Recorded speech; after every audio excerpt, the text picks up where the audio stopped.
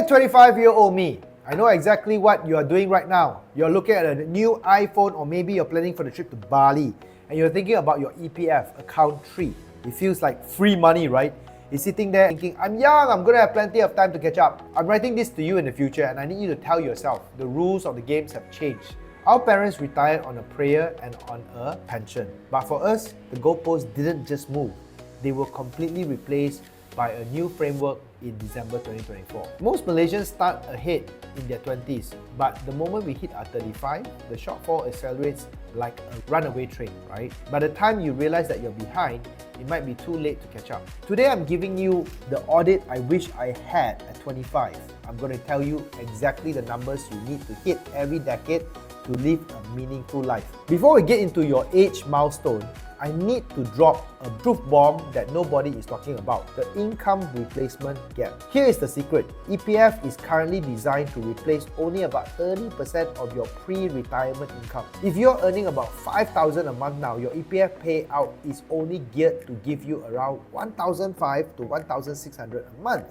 Now, ask yourself, can you survive on only 30% of what you make today? Okay, international experts and also World Bank says you actually need about 70% of your income to maintain your standard of living after you stop working. That's a massive 40% gap. Now this is the other 40% challenge, right? If you don't find these true side hustles or rental incomes or like private investment retirement schemes, okay, you are effectively planning to live a life of poverty the moment you retire. EPF is your foundation, but it is not the whole house.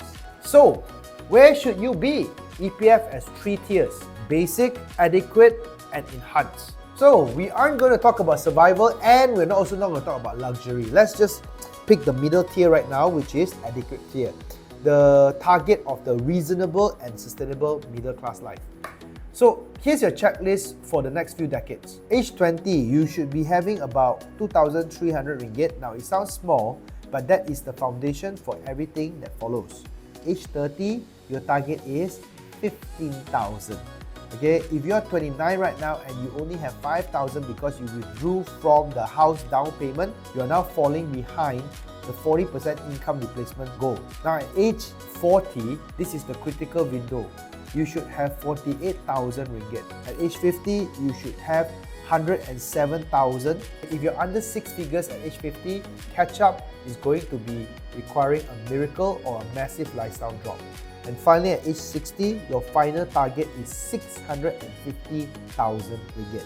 Yep, you should need to go above $500,000. If you've hit that 650k, you're looking at a monthly income of about 2,700 ringgit. Again, remember that other 40%, that 2,700 is only helpful if your expenses have dropped or if you have that supplementary income we're talking about. Now, younger me, I know account Sejahtera and account 3 looks tempting, but every time you dip in, you aren't just taking money, you're stealing time. Here's the blunt maths.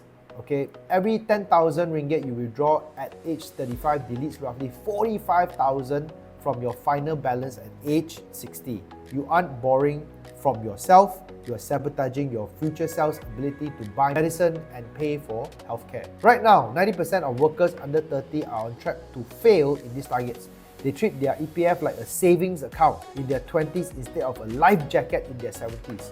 Don't be part of that 90%. But I have one saving grace for you, the hack at 60 years old. Most people think about withdrawing everything the moment they hit 55. But if you can defer that withdrawal and work until 60 instead, the number explodes. Those 5 extra years of compounding and employer contributions at 29%, more capital into your final balance. If you only have 240k at the age of 55, simply wait until 60 turns that into roughly 309,000.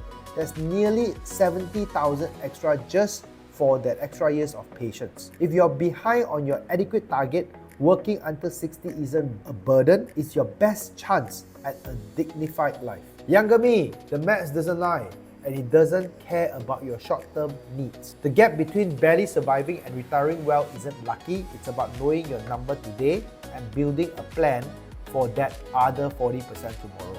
If you're just looking into your EPF balance and realize that you're one of the 90% falling behind, don't just close this video and hope for the best. Hope is not a retirement strategy. We are running a free workshop specifically for Malaysians who need to close that 40% gap.